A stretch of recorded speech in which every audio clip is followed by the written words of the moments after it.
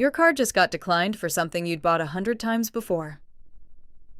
Not because you're broke, because somewhere between your morning coffee and your midnight scroll, you agreed to hand over more of your paycheck than you ever actually chose to. Nobody sat you down and asked permission. They just took it. Here's the number that should scare you. The average household is now bleeding out over $78,000 a year on things that used to cost half that, while paychecks crawl up barely a third as fast.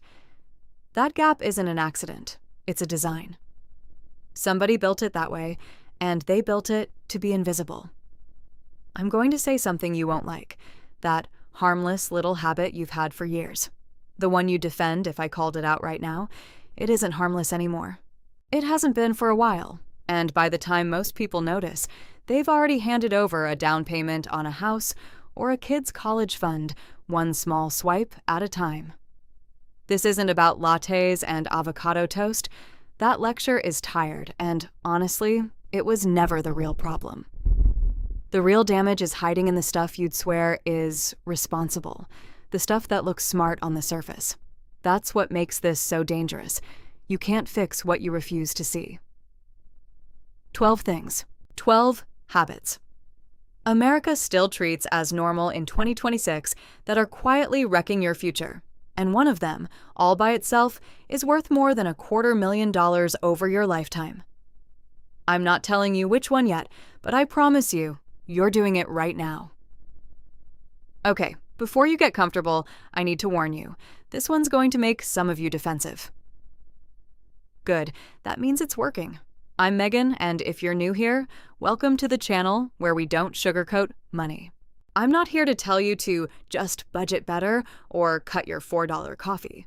That advice is lazy, and frankly, it's a distraction from what's actually draining your bank account. What we do here is different. Real numbers, real receipts, real math nobody else is willing to walk you through. Today, I'm breaking down 12 things millions of Americans are still paying for in 2026 that have quietly stopped being worth it. Some obvious, some that are going to sting a little when you recognize yourself in them. Stick around, because I guarantee at least 3 of these are sitting in your bank statement right now. Quick favor before we start. Tell me in the comments what city and country you're watching from. I check every single one, and I genuinely love seeing how far this reaches, whether you're watching this at 6 a.m., before work, or at midnight scrolling in bed. I want to know where you are. And if you're not subscribed yet, what are you doing? This channel exists for people who are done letting their money disappear without a fight. Hit subscribe, turn on notifications, and if even one of these 12 hits close to home, smash that like button. It's free, it takes 2 seconds, and it's the only reason this video reaches the next person who needs to hear it. All right, let's get into number 12. And trust me, it's not what you think. Subscription boxes, the surprise that isn't free. Let's start with the easiest one to spot, because if you've got a closet full of unopened boxes right now, you already know exactly what I'm talking about. The subscription box industry has turned into a $30 billion plus machine, and it runs on one simple trick. Your brain loves surprises almost as much as it loves winning. Every time that box shows up, you get a tiny dopamine hit, the same reward circuit that lights up in a casino. That feeling has nothing to do with what's actually inside, and what's inside is usually worth less than what you paid. You're not getting curated value. You're getting whatever inventory needed to move, wrapped in tissue paper and marketed as exclusive. Canceling is made deliberately annoying on purpose, because these companies know the second you forget about it, you become a permanent subscriber, paying for stuff sitting in a closet you haven't opened in months. If you genuinely love the ritual, fine, but at least admit you're paying for entertainment, not products. The label you're actually paying for. Walk down any grocery aisle, and you'll pay nearly double for the exact same product just because of the label on the front. Name brand detergent, pain relievers, cereal. Most of it is manufactured in the same facilities as the store brand sitting right next to it on the shelf. Same formula, same active ingredient, sometimes the same factory, just different packaging. The only thing you're actually paying extra for is somebody else's advertising budget. Do this across your entire pantry, and you're looking at close to $2,000 a year. Gone for products that perform identically in every test that matters. And don't get me started on logo clothing. Paying $800 for a hoodie that costs $40 to make isn't a purchase, it's a donation to somebody else's marketing department. 4 payments, 1 problem. This one's sneaky because it doesn't feel like debt. It feels like a hack. Split it into 4 payments, no interest, easy. That's the pitch. What they don't tell you is that people using these plans consistently spend more than they would if they just had to look at the full price up front.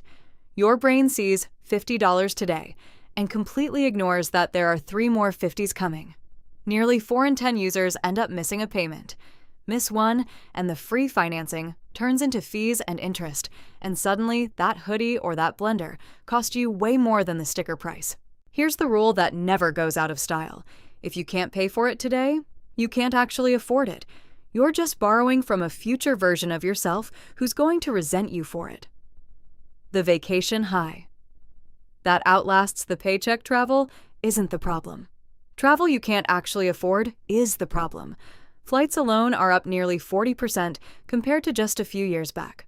A single week away for a family, flights, hotel, food, a few activities, can blow past $6,000 before anyone's even relaxed. And most Americans can't cover a surprise $1,000 expense, yet somehow keep finding 4 figures for a week at a resort, funded entirely by credit. That vacation high fades in about 72 hours. The credit card bill doesn't. If a trip means eating instant noodles for 2 months afterward just to catch up, that's not a vacation. That's a loan with extra steps and a better Instagram story. The upgrade. You won't even notice somebody just camped outside a store overnight for a phone that's functionally identical to the one already sitting in their pocket. The jump between phone generations has basically flatlined. Slightly better camera, marginally faster chip, same apps, same texts, same everything you actually use every day. Companies count on you not noticing that, which is why the marketing gets louder every single year, while the actual improvements get smaller. Buy 1 generation behind, and you'll save close to half the price for a device that does everything you need, indistinguishable in daily use. Chase the newest release every 2 years instead, and you're quietly burning around $600 a year in pure depreciation for photos that are maybe 3% sharper than the ones you were already taking. One day, $35,000. I need you to sit with this number for a second. The average wedding in America now costs around $35,000 for one day. 6 hours, maybe less if the DJ runs late. The second you attach the word wedding to anything, the price triples. Same flowers, same photographer, same venue. Completely different invoice, just because of what day it's happening on. And here's the part nobody wants to talk about at the reception. Couples who spend big on their wedding show up in divorce statistics at a noticeably higher rate than couples who kept it modest. If you can pay for the big day in cash without touching your savings, that's genuinely your call. But if that $35,000 is going on a credit card while your emergency fund sits empty, you're not funding a marriage. You're funding a single afternoon and asking your next several years to pay for it. The drive-thru that stopped being cheap. Fast food was never sold as healthy. It was sold as cheap. Take away the cheap, and there's nothing left to justify the trade-off. A basic combo meal that used to run you $5 or $6 is now regularly hitting $12 to $15, even at the chains that built their entire brand on being the affordable option.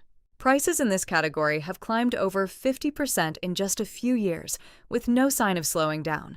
For that same amount of money, you can put together a home-cooked meal with real vegetables and real protein in about the same amount of time it takes to sit in a drive-thru line. The regular fast food habit is quietly costing the average person several $1,000s a year. Money spent actively working against your health, while a corporation profits off the convenience you've mistaken for a good deal. The cable bundle you swore you'd never pay for again. Remember when cutting cable was supposed to save you money? That promise is dead. Add up all the major streaming platforms individually, and you're now paying more than most people used to pay for full cable, over $100 a month if you're subscribed to everything. And it's not an accident that the show you want always seems to be on the one platform you don't have. Content gets deliberately scattered across services, specifically so you feel like you need all of them. The fix takes discipline. Most people won't use. Subscribe to one platform, binge everything you actually want. Cancel, move to the next, rotate instead of stacking, and you can cut that monthly bill by more than half for the exact same content, just spaced out instead of simultaneous. The $100 dinner that used to cost 25 restaurant prices have climbed over a third since before the pandemic, and portions have shrunk while they were at it. You're paying more for less, and the experience hasn't gotten any better to make up for it. A casual dinner for two with drinks can now easily clear $100 for a meal you could recreate at home for a quarter of the price in half the time. And drinks are where restaurants really get you. A cocktail that costs them $2 to make gets sold to you for $14. That markup exists because food margins have gotten so thin that beverages are propping up the entire business model. Nobody's saying, never go out again. Celebrations are worth it. But the weekly dinner out habit that used to be reasonable has quietly become one of the most expensive ways to eat in America. The app that marks up your dinner before it even charges a fee. Here's a number that should genuinely offend you. Menu prices on delivery apps run roughly a quarter higher than the exact same item ordered inside the restaurant, before a single fee gets added. Then come the fees. Delivery fee, service fee, small order fee, and a tip that's often doing the job the company should be paying for. A $12 meal can quietly balloon to $22 for the privilege of not driving 10 minutes. Do that twice a week, and you're looking at over $1,500 extra dollars a year, money that, invested instead, could grow into thousands more over time. Delivery apps aren't selling convenience anymore. They're selling the feeling of convenience, while quietly taking a bigger cut every single year. The car that loses money before you hit the first stop sign. The moment a new car leaves the dealership lot, it can lose close to a fifth of its value before you've even reached the first stop sign. By the end of year one, that number can climb past a quarter of the purchase price. Gone. Finance most of it, and you can end up owing more than the car is even worth almost immediately, trapped in a loan you can't get out of without bringing cash to the table. Meanwhile, a reliable car that's 4 or 5 years old has already absorbed that brutal early depreciation and can often run well past 150,000 miles with basic care. It's not a coincidence that most actual millionaires drive unremarkable, mid-range used vehicles. They've figured out that a car is transportation, not a personality. And every dollar not spent on depreciation is a dollar that can actually go to work for you instead. The habit worth $250,000. And here it is, the one you swore at the very start of this video wasn't going to be you. A daily specialty coffee run, the fancy latte, the seasonal drink, the just this once that happens every single morning, adds up to somewhere around $2,000 a year, more than making the same coffee at home. Doesn't sound catastrophic on its own, right? Here's where it gets uncomfortable. Invested consistently over a working lifetime, that gap alone can grow into close to $250,000. Not the coffee, not one purchase. The habit, compounding, quietly for 30 years while you weren't looking. I'm not telling you to never enjoy a coffee shop again. I'm telling you to actually decide consciously whether that daily ritual is worth $245,000 to you. Most people have never done that math. The habit started before the decision ever got made. That's all 12, and if you counted at least 4 or 5 of these happening in your own life right now, you're not alone. Almost everybody watching just did the same thing. Here's the only thing that actually changes this: awareness. Every single one of these traps depends on you not running the numbers. The second you do, the spell breaks. If this video opened your eyes even a little, hit like, subscribe if you haven't already, and tell me down in the comments which one of these 12 hit closest to home. And don't forget, city, and country. I want to know exactly who's out there fighting this fight with me. I'll see you in the next one.